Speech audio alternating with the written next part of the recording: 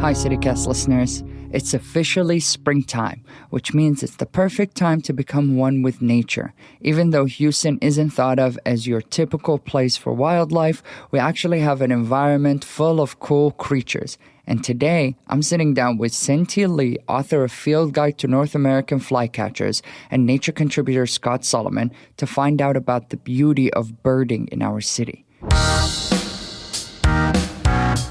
It is Wednesday, March 22nd. I'm AK AL-Moumen, and here's what Houston's talking about today. Cin-Ty, Scott, how are y'all doing this morning? Very good. Doing good, thanks. So I was just wondering, how did either of y'all really get into kind of bird watching and identifying birds and trying to figure out which bird is which? Like, how did that end up happening? Well, I started when I was very young, just being interested in nature. And then when I finally got a pair of binoculars and saw my first, I guess it was a summer tanager, it was a bright red bird. And I thought, gosh, this is crazy. How could anyone create such a bright bird? And I got fixated on it. But back, my relationship to geology, it turns out, a lot of geologists we spend a lot of time outdoors in the field, looking at landscapes, looking at the rocks. And I have many friends in geology who have become bird watchers just because they're seeing everything. And I think this could happen to almost all of us if you are exposed to nature. Even if you haven't done it for 30 years and suddenly exposed, you will start to notice and enjoy what's out there. And for me, I ended up being drawn into the world of insects, but I think it's for similar reasons. It's because I saw them outside. I was curious about them. There's so many different kinds, and I wanted to know more about them. So for me, sort of insects have been my excuse to get into the outdoors and learn about nature. But I like seeing and learning about all sorts of living things and other aspects of, nature, including geology. So I'm not a birder. I really can't claim to be any sort of an expert on birds, but I love going out with Cin-Ty and other birders to learn more about them, because, if you go out and watch birds with Cin-Ty, you're going to see so much more than you ever thought was possible. Not just the big obvious ones, but little tiny brown birds that are hiding in a bush somewhere, and, he'll spot them for you and identify them, and you'll learn so much about them. And next time you see something like that, you have a new insight into this, amazing natural world we live in. That's amazing. Now I feel like we need to all of us as CityCast Houston just kind of take a field trip with Cin-Ty to learn more about birds and bird watching. The migration celebration is about to come up, and I feel like that would be the best way for kind of people who are interested in birds or want to get into birds to kind of experience it for the first time. But I wonder, Cin-Ty, how could people use the migration celebration as a way to get into bird watching? Where should they go? What's tools that are accessible maybe to everyday people to kind of identify and learn about these birds? Well, I think migration, especially in Texas, is great because that's when some of these most colorful and neotropical birds come through, like Baltimore Orioles. And, seeing one of those, you never forget it. When you're a child or when you're adult, High Island is a great place to go.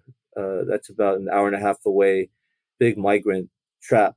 And if you go there anytime between like the second week of April into the first week of May, you will be surrounded by hundreds of birders, and birders are always eager to help you. Wow. And you can go in, you don't need to know anything. You don't even need binoculars initially. They can lend you some and let you see through their binoculars. But, how do you get started birding?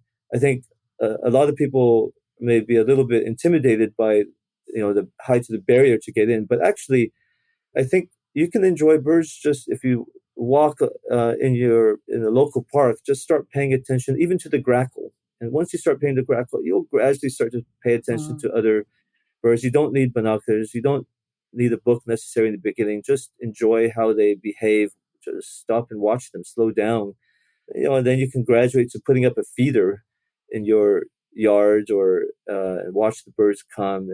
And I think once you start that way, you'll begin to get a little bit hooked. And you might buy a book or you might get an app.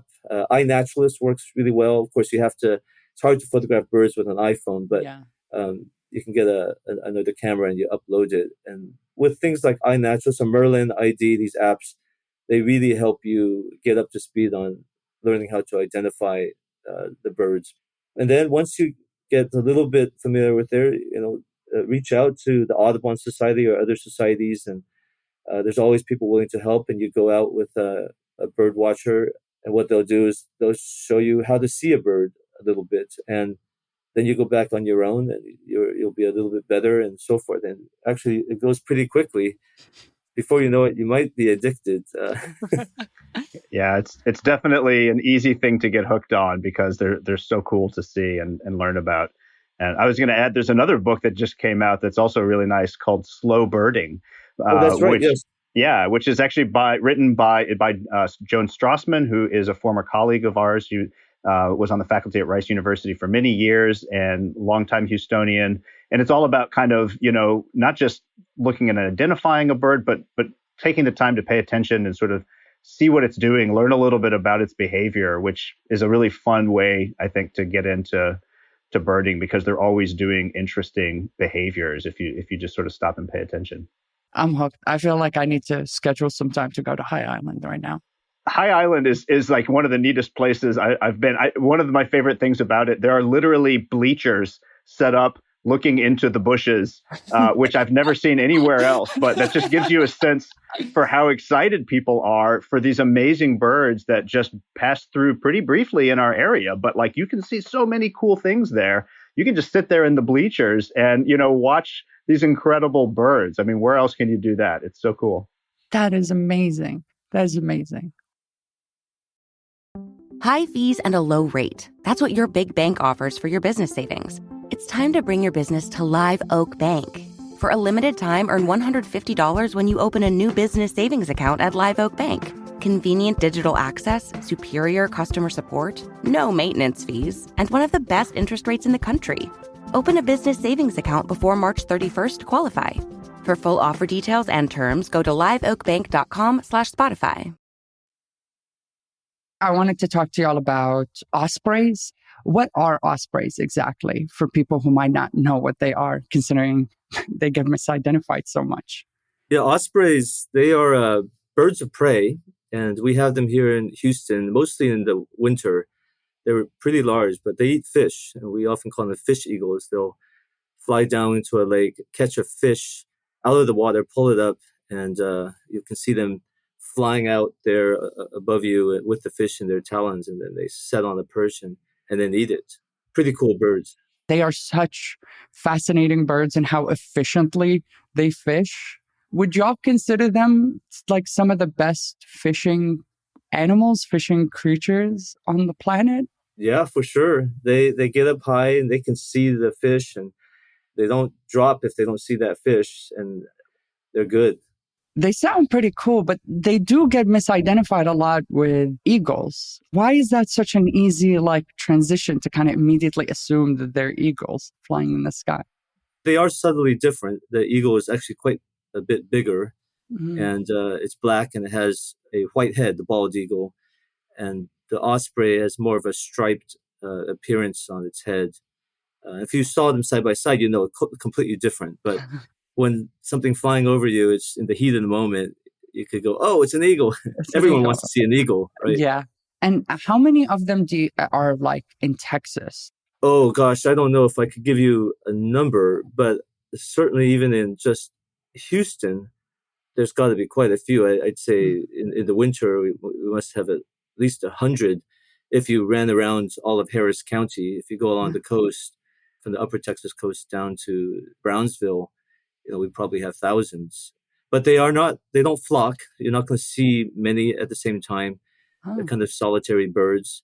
That's the thing I was reading, is they kind of have their breeding grounds up in the north, kind of around Canada and whatever, and then they migrate down here when the lakes and stuff freeze over. That's the thing I was wondering about. Do they stay as much in Texas as they would where their breeding grounds are? Yeah, that's a good question. Birds, we often think of their home as where they breed, but Texas might be their home, and then they go up there just for a short time to breed, have babies, come back down. And they'll even remarkably come up even small bodies of water. So the Braised Bayou, these concrete lined channels here in downtown Houston. You'll get a few fly over Texas Medical Center. University of Houston gets a lot. Mm. Where I am at Rice, every once in a while we'll see one circling the med center and occasionally going over Rice airspace. I actually see them almost every day along Braised Bayou because I go back and forth on my daily commute, and I go for runs along Braised Bayou. And this time of year, I think I see at least one just about every day along the bayou. Wow. And they're so much fun to watch when they're fishing, right? Because they're actually out there catching fish, and you can see them diving down. You can see them coming up from the bayou with sometimes a surprisingly large fish in their talons. They're really a lot of fun to watch. Is that why you find them so intriguing, Scott? Well, for me, it's like, any living thing that's out there, I'm interested in as a biologist. But certainly when there's, a large animal that's doing something exciting, a predator catching prey, it's not just in nature documentaries, it's happening in our backyards. And that's super cool. But I did hear that like in the 60s, their population kind of dwindled. And I was wondering how that ended up happening. Yeah, that's back in the 50s and up until the 60s. And they were using a particular pesticide called DDT, which was very efficient at eradicating insects. But then the fish start to eat those things, or it gets into the water systems. And then it finally goes up the food chain and up into the birds, who are almost at the top of the food chain. Certainly ospreys are. And what it did was give them, their eggs were very, very fragile. So when they tried to lay eggs, the babies wouldn't really make it. And it wasn't just ospreys. It was bald eagles, peregrine falcons, anyone up at the top of the food chain, all the waders, all the herons, pelicans. And so populations plummeted considerably as a result of DDT. If we talk about brown pelicans in Texas, if you go out to the coast to Galveston, you'll see hundreds of pelicans. But back in the 60s, you'd be hard-pressed to see even one or two. And so this is a success story of an environmental response where everyone somehow galvanized around it to stop DDT. That's amazing. Because we could see the damage immediately. And once we stopped DDT, the birds came back. The ospreys came back. Bald eagles were considered endangered. And now we have them in Houston. So that is amazing. And, we think it's just for the birds. If you think about them being at the top of the food chain, of course, humans, we're really at the top of the food chain. So if it was impacting birds, it was likely impacting us as well. Wow. I love a heartwarming, like happy ending to it. I assume that the work is still being done, but it's nice to see like when everyone comes together and kind of does something for the sake of like preserving our nature. But you do like those like rare birds. You wrote a book about an even less identifiable bird for a lot of people, which is flycatchers. What are flycatchers exactly? Flycatchers it's actually one of the largest family of birds in the world. As their name says, they're insectivores, and most of them, they fly catch, meaning that they'll sit on a perch and they'll see a fly or a dragonfly or any flying insect, and they will shoot out from or launch out from their perch with deadly precision and snap that thing out of the air. Like Miyagi from Karate Kid? Yeah, I was going to say that, like chopsticks, except it's their bill. They go up, pull it out, and they come back and they eat it, and they're very efficient in that. And that's the biggest family of birds in the world, and most of them are in the tropics, as you might expect, because that's where most of the insects are. And then in the United States, we get some, because in the northern summer, there's a lot of lights up there, and we do have insects.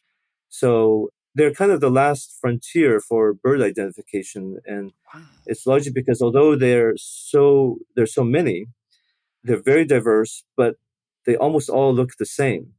And their differences are very subtle. It's in their songs and their calls, or their even the way they make their nests and their habitats. It's so subtle. And that's how they know that they're different from each other in terms of species. So this new book is how to identify things that look essentially identical.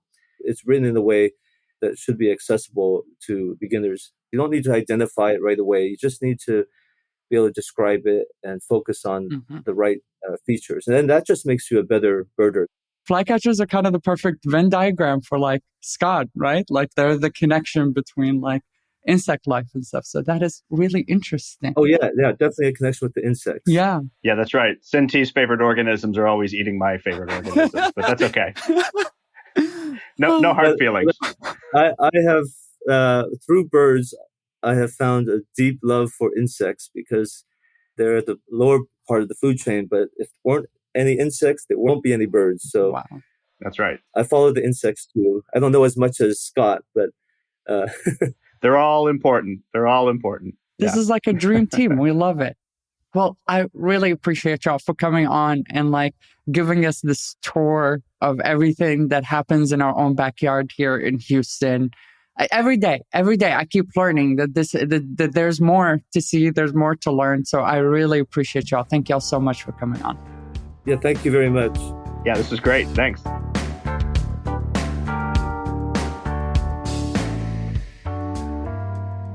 That was Cin-Ty Lee. You can find a link to his book, A Field Guide to North American Flycatchers, in the show notes. And Scott Solomon, nature contributor and the host of the new podcast, Wild World. Check it out wherever you get your podcasts. Now let's talk about some news y'all might have missed. I got a new type of eating experience for you, so listen up. EB Shrimp Fishing is changing how you think about your seafood eating experience. The location has got an indoor pool where you, and here's the kicker, you can fish for your own meal. The pool has shrimp, crab, and of course, you know in H-Town we gotta have crawfish in there. The brainchild of a former oil and gas driller, Alex Tissot, who after a couple of layoffs decided to pursue an idea he became infatuated with in Taiwan when he was a kid. The idea is simple. You bring the whole family, you fish for some shrimp, crab, and crawfish, they prep your meal, and you eat it. To be honest, we gotta try this, so look out for a follow-up on this spot. All right, y'all. This has been our show today. If you loved it, why don't you share with your friends and let's show Houston the love it deserves. So if you have any ideas for shows, why don't you reach out to us by leaving a text or voicemail at 713-489-6972 and tell us what Houston should be talking about. And for tomorrow, we have a massive surprise for y'all. So tune in. See y'all. Bye.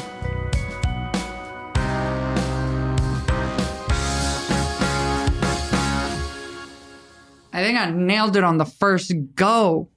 All right. All righty.